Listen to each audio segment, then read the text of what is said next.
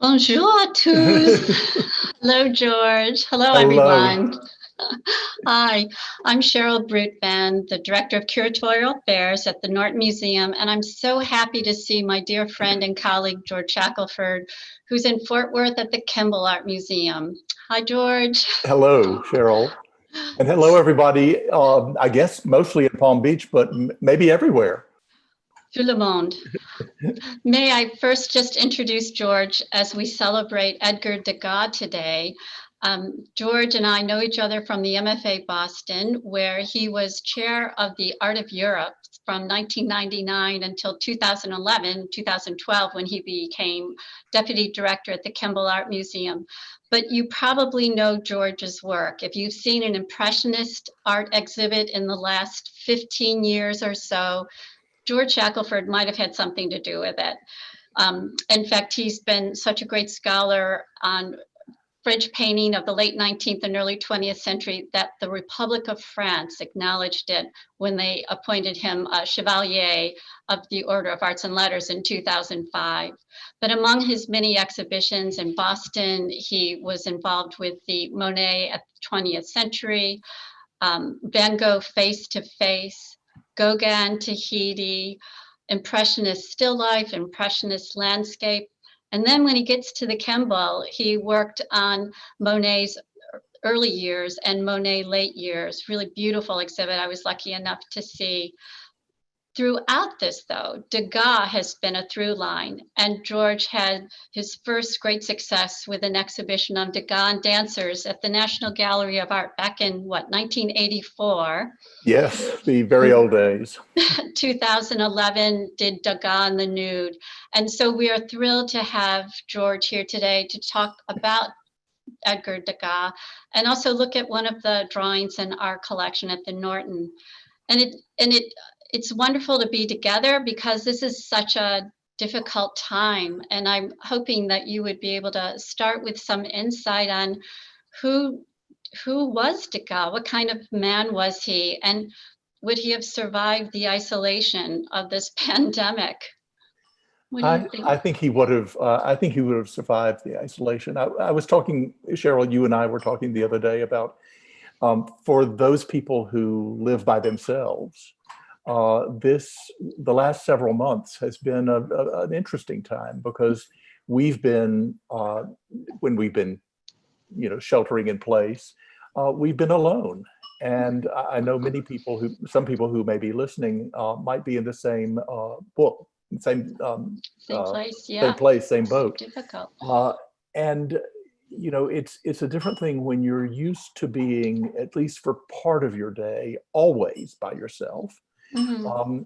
Then, but you would balance that with being at work and with other people. And I know, Cheryl, you're sitting in your office now. I'm at home today, but have been going to the office for the last month or so, and that has restored to some extent the feeling of normalcy to Mm-hmm. I life. agree. I agree. And I can imagine that for Degas, it would be along the same principle, because while he cherished his privacy, he also was a very sociable person, Mm-hmm. and was often to be seen in a cafe and chatting with his friends, or going out to dinners at the homes of his very closest friends who he dined with regularly Mm-hmm. on a And he kind of was, a rotation.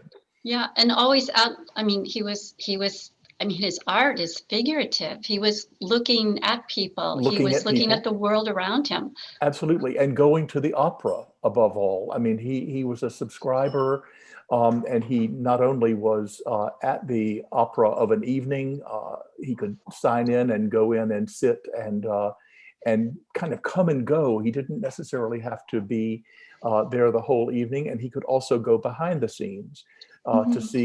to see the dancers in more off-duty Mm-hmm. moments. Mm-hmm. And then he occasionally got permission to go and actually watch a dance class, though much of what he observes is made up. It's fictive. It's his own Mm-hmm. Mm-hmm. vision of what something was like. But he's a person who, when it came to the time to work, he was very much a solitary artist. Mm-hmm. Mm-hmm. You know, there are artists who, like Monet, for instance, when he painted out of doors late in his life, he'd be surrounded by his whole family. You know, his daughter-in-law was there. The children of his stepchildren would be around him, and he would be, you know, engaged in painting, but with a crowd around him, with a small crowd around him. Right, right. I would never work that way. And he, yes. No, I was going to say Monet, it's you just think of this kind of surroundings constantly, Yes. the landscape and the invention of the landscape and abstraction. But exactly. But it's a public activity in a way. Yeah, yeah. And Degas is, I mean, they're similar in age, and Degas is so much about this kind of intensity of the figure of the person he's looking at. I mean, I don't think, it doesn't strike me as if these are imaginary characters for Degas at all. No, and he needs the model. For part of the work, he is alone, but alone and with the model. I mean, the two of them are there together. His housekeeper may be, you know, around someplace, but not participating in the work activity. Right. And Degas would bring the model into the studio and have, it's almost always a woman, have her pose for him, and have her often assume a whole variety of poses over the course of a working session, during which he would be making drawings. And I think we might turn to looking at the drawing that you have at the Norton, if I can figure out how properly to share the screen again. Share your screen. Share your screen with all of us. I will. I have to learn the procedure in which to do it. And we're so fortunate to have this drawing. We have two drawings, both were gifts, and one sculpture, a late sculpture by Degas. And that was something that Mr. Norton actually purchased. That was the only work by Degas, but was one of the late casts that Degas' studio basically let out. After his death, the waxes, which were his sort of hand-modeled pieces, were published, if you will, were cast in bronze, and that's what you see in museums all over the world. Right, exactly. And they're very faithful molds from the original waxes. But if you get a chance to see the original waxes, which are mostly in Washington, but also with some in Richmond and some in Paris at the Musée d'Orsay. The group was divided up by Paul Mellon, who bought them all in the 1950s. And so if when you get to see one of the original waxes, there's a kind of there's a feeling of the touch of the artist still being very present there. You know, you get a sense of him actually sticking the things in and together. And so late in his life too, when his eyesight was failing and he was able to work with his hands. They're extraordinary in themselves. Before they were ever cast. They were amazing. Completely. And it's and the casts are a way of us all being able in Palm Beach or, you know, in Houston or in Boston, for instance, to see a sculpture by Degas, because he was one of the great sculptors of his time. But in thinking of the drawing that's at the Norton, here's Degas probably in the 1880s. I need to figure out how to advance the screen. And here is the very beautiful drawing of a dancer with a fan that has been at the Norton since the 1970s, The Gift of the Weismans. Right, so wonderful when someone gives you a Degas drawing. It's a wonderful thing. I wish someone would give me one. Gifts of art. I have one that I fool people with, but I actually made it myself when I was in college. So it's. But you have a beautiful finished pastel at the Kimbell. I encourage everyone to look it up on your website. It's quite glorious. That's true. Really, really beautiful. Yeah. But the thing that fools people on my drawing is that I faked the stamp that you see here, right? Which is those of you who have been to a Degas exhibition may have noticed that many of the works will bear this same signature, which many people take for a signature, but which is in fact the stamp that was placed on all of his drawings that were unsigned at the time of his death. So there were literally thousands of drawings that he kept in his studio at the time that he died. And I think you can even see in this blow up, you can even see that there's a slight indentation in the way that the ink is on the signature. But that would be on that lower left corner. And when you look closely at these drawings, you see how quickly Degas is able to work. I think you can see that there are really very few lines actually put down here. I mean, you and I could sort of sit down and count how many times we thought Degas' hand, touched on the paper. It seems like a very quick rendering.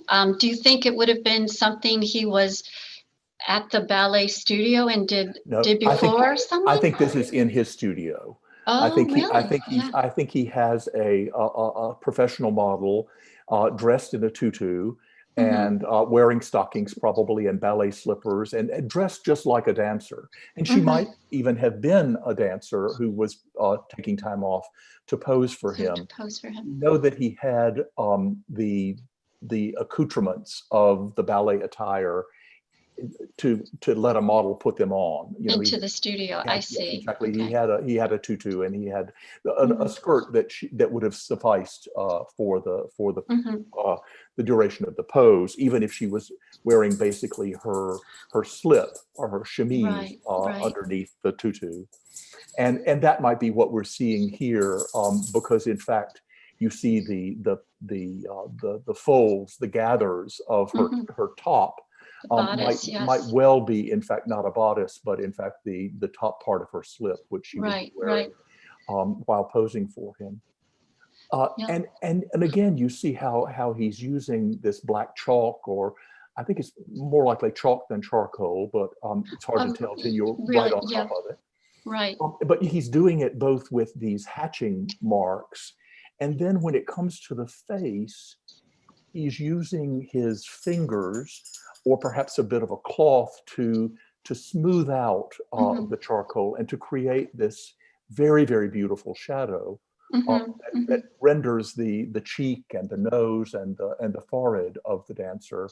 Even though we don't see an eye or a mouth, we kind of know where they are. You know it's this face, and it's sort of, I almost feel like this sort of, with the pose as well, this kind of yawning facade on this character. It's absolutely. just so simple and magnificent at the same time because of his mastery of line, which he's always been known for. Line and tone at the same time. So contour on the one hand, and then a kind of tonal range within the contour.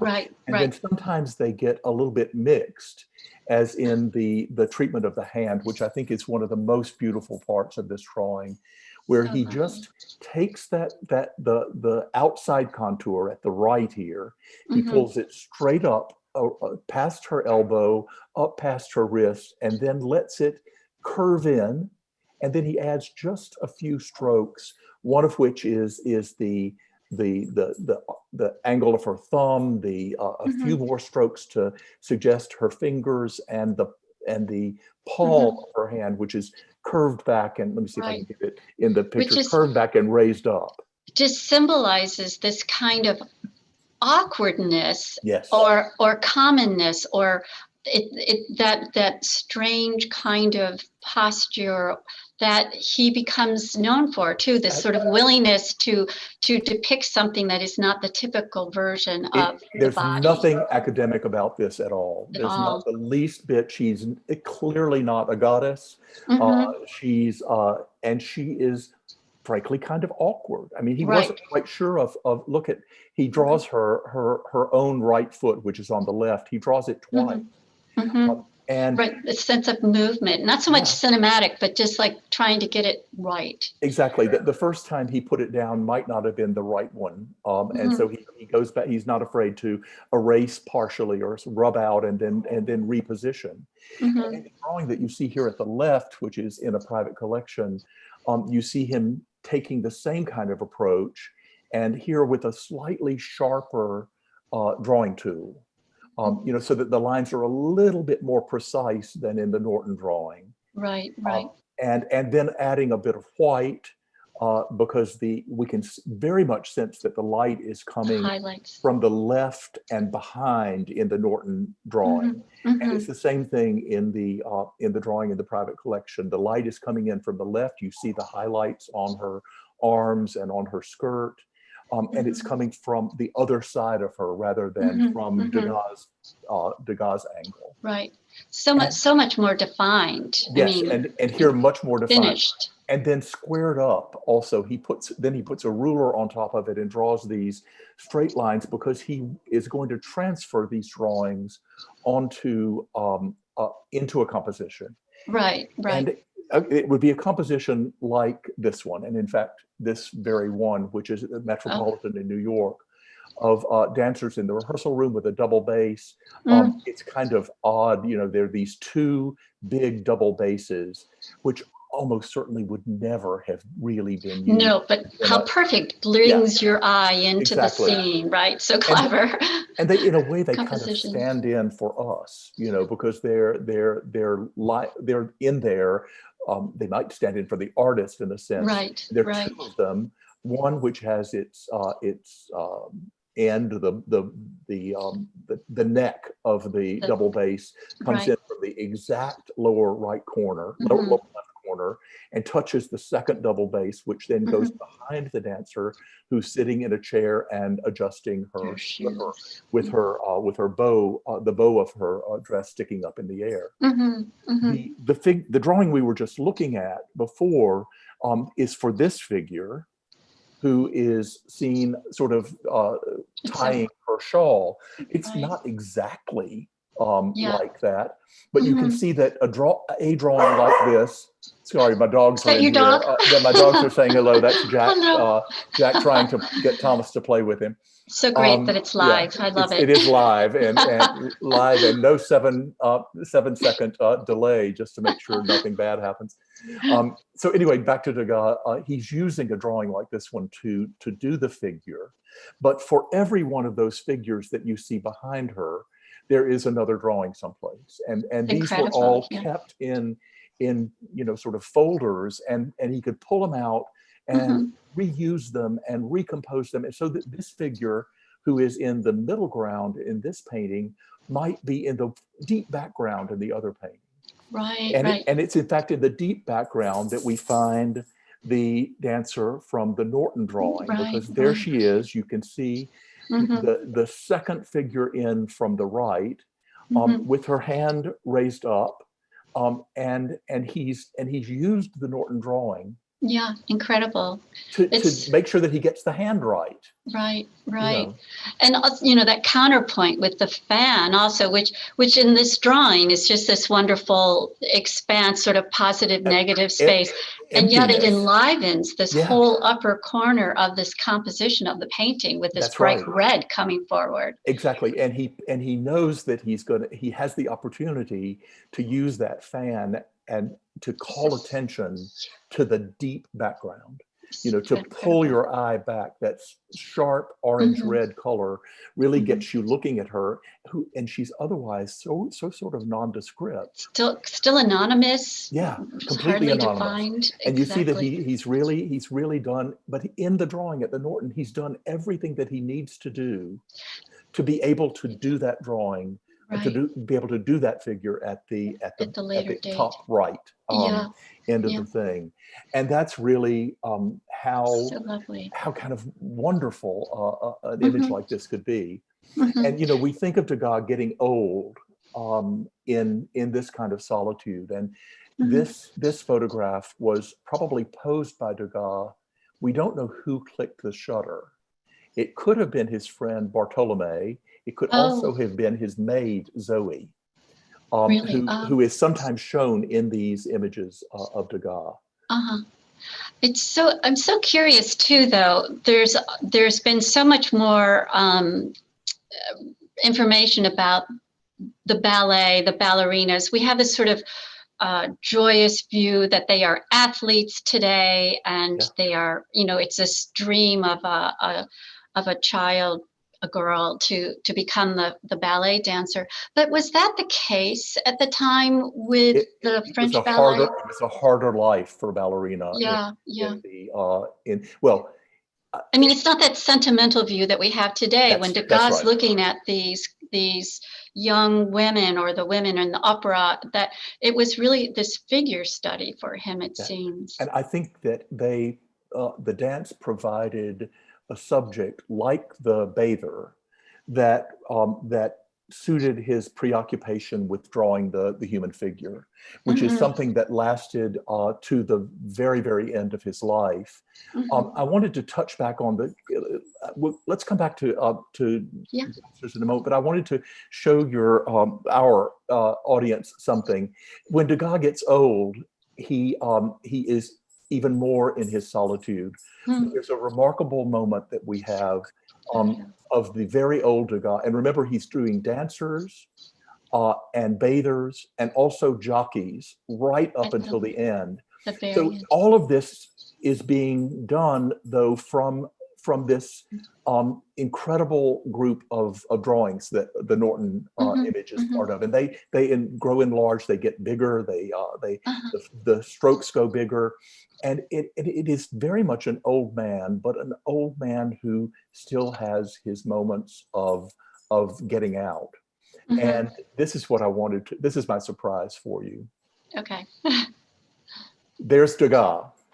Oh, I love walking this. into the frame there. Camera. I'm gonna let this run on a loop for a moment because it's so terrific. So incredible. This is filmed by a man named Sacha Guitry, who had asked Degas if he could come to the studio, but no, Degas was not having him in the studio.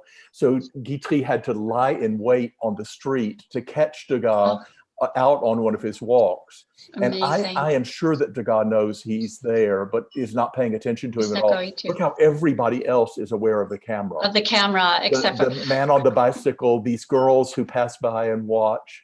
Watching the man coming in on the bicycle from the left. There he is. See, he's turning back to look at the camera. He's turning around. Yeah. Don't you think, I mean, Degas was interested in photography as well. I imagine that he was a very contemporary artist in the sense of really engaging not only in these classical forms, but also embracing new technology and making his own photographs. Absolutely. And thinking about that. If he could, I'm trying to figure out how to, there we go. To stop our share and let just you and me. Oh, sure. Yeah, there's a few questions. Yeah. Oh, good. Yeah, there's one question about the relationship perhaps between Degas and Manet, as presented by Sebastian Smee in The Art of Rivalry. Do you have thoughts on that? Sebastian Smee's book, The Art of Rivalry, is just fantastic. And he talks about all of these artists who Matisse, Picasso, Degas, Manet. I think that he's right, that there is a rivalry between them, that they are friends, but also they're in a kind of contretemps back and forth between each other from the time that they meet in the 1860s until Manet's death in 1882. Right. And this, interestingly enough, is going to be the subject of a major exhibition that is being prepared by the Musée d'Orsay in Paris and the Metropolitan Museum of Art in New York.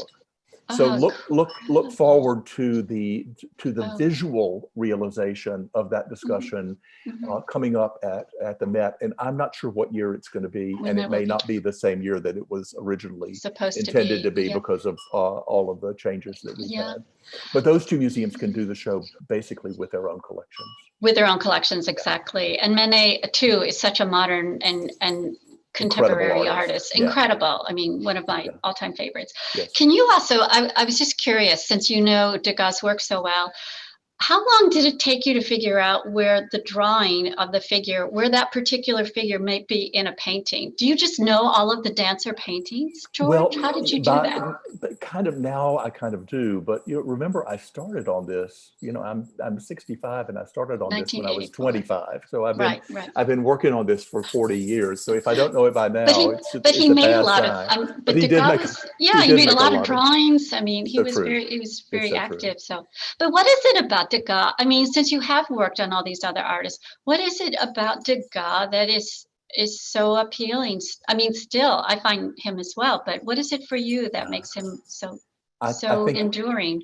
I think it's the fact that he is a mass of complications. Mm-hmm. He is the sociable man who is wants to be alone. Mm-hmm. He said he's quoted as saying that he wanted to be illustrious and unknown. So there's a kind of a it's not a yin yang. It's almost a kind of sense of denial of his own self. Mm-hmm. I mean, or a contradiction between who he was privately and who he was publicly. Yeah. And his prejudices get in his way. His anti-Semitism is a big issue and a big problem in his life when his dearest friend is a man named Ludovic Halévy, and he goes to dinner every week at Ludovic Halévy's house. And when during the Dreyfus affair, the conversation becomes completely one-sided, and of course there was only one right side in that discussion. But Degas is quite a conservative person, and he finds it impossible to keep his mouth shut, so he stops going. I mean, he never opens his mouth, but he finds it he is so unhappy of being of a different opinion and being unwilling to be impolite to his hostess and cause a scene, that he stops going and denies himself therefore of this friendship for the rest of his days. And it's incredibly sad. And while you can want to cancel Degas for some of his behaviors, you also have to feel the great humanity that resides in him, which is throughout his career. Exactly, and which is I think an extraordinary gift to us. Just looking at these images, you could see that he values people so much, and the timelessness. Do you know, we've had a few questions. One was whether Degas actually did use photography, I suppose, in his other work. I know he took photographs, but whether he would have used it. And that is one of the interesting things that's discussed in a book called Degas and the Ballet: Picturing Movement. If you want to look it up, although it's out of print, I feel sure it's still available on the internet for the various sources. And Richard Kendall and Jill Devonier wrote essays on Degas' engagement with photography, which changes over time, and which is at first he's collecting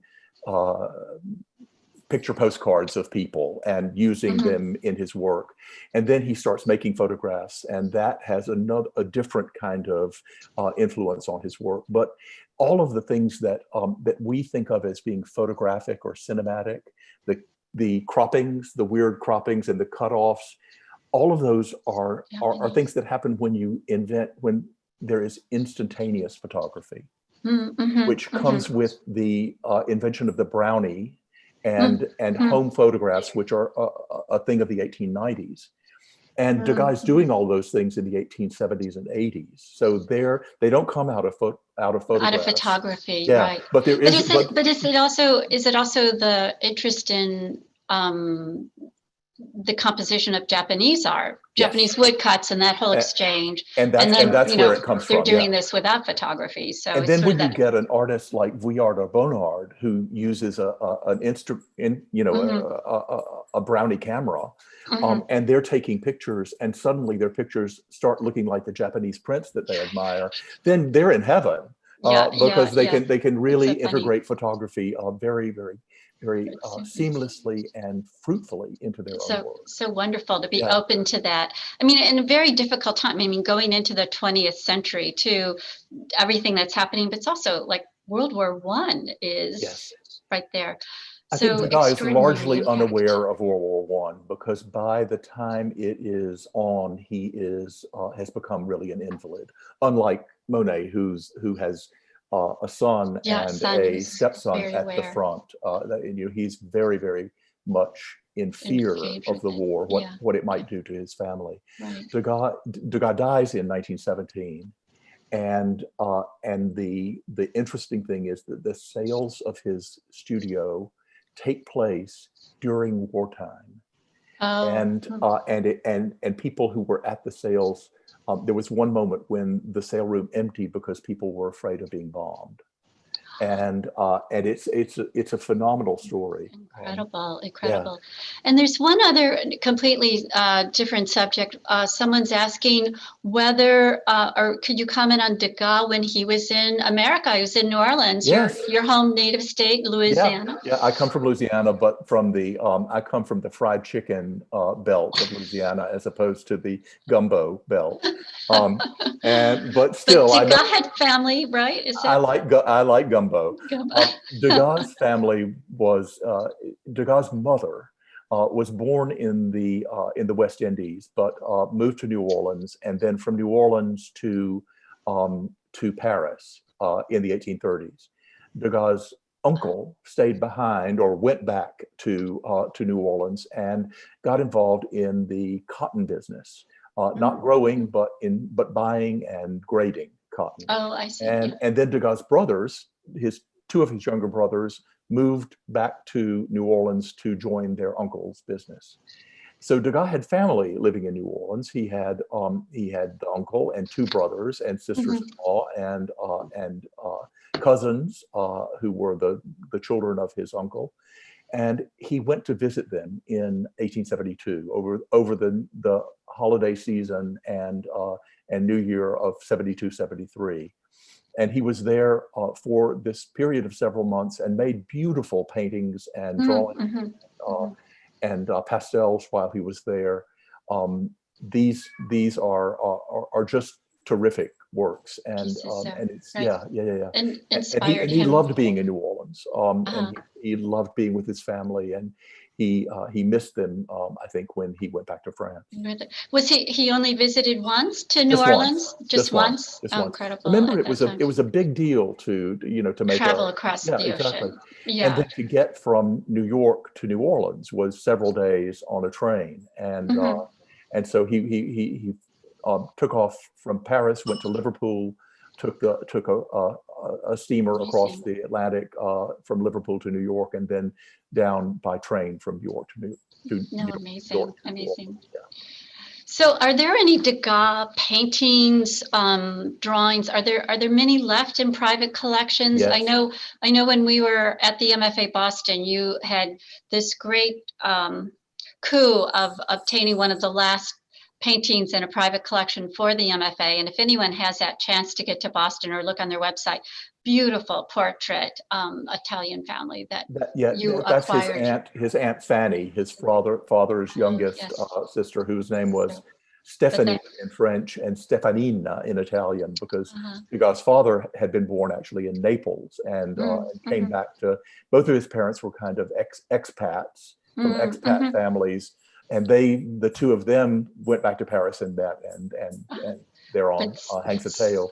So there are still beautiful, beautiful things in private collections. There are, of course, more things in public collections in terms of the greatest works. And the great collections are Paris and New York, but also fantastic things in most every big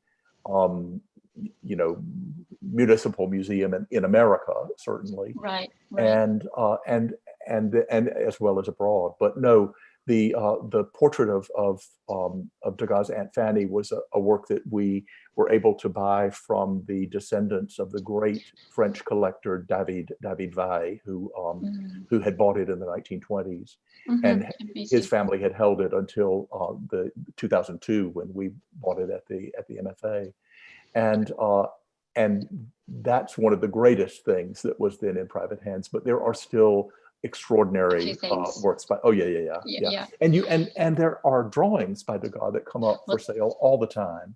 And I think the drawings are so, I mean, I have to say the paintings are, I mean, his portrait, there's so many great paintings. And we were describing even before we started that I was so happy to be able to look at a couple of fantastic paintings at the Albright Knox by Degas. The portrait of Rose Caron especially.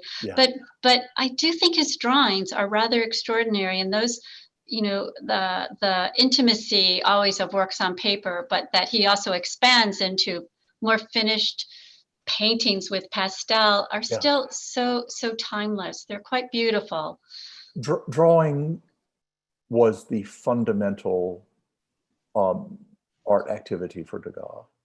Every day. His idol Ingres said that drawing was the probity of art. It was the moral center of art, and I think Degas believed in that as well. That everything started from drawing, and then it developed out of that. And when he begins to make pastel, he's able to do at once the two things that he is brilliant at. First, the making of line, and then the employment of color. And when you're working in pastel and you're putting the thing on like a drawing, it unites that, and that's maybe why his pastels are among the most revolutionary things that he ever did. And to treasure when you have that opportunity to see them, because they cannot be on view all the time because of their depth. And we'll finish up with one more question. Someone's asking, where can works that were completed in New Orleans, where are they? What collections are they in to be seen? There's one in New Orleans when you're there, of his sister-in-law arranging flowers in a vase. His sister-in-law was blind, or nearly blind, and so it's a very, very touching portrait of her, she's putting these flowers that are on a table, which she can reach and maybe smell even, and she's putting them together in a vase. There is the most wonderful, I think, of Degas' pictures in New Orleans is the cotton market. It's called a cotton market. It's the cotton office, actually. It's the office of his uncle and his brothers.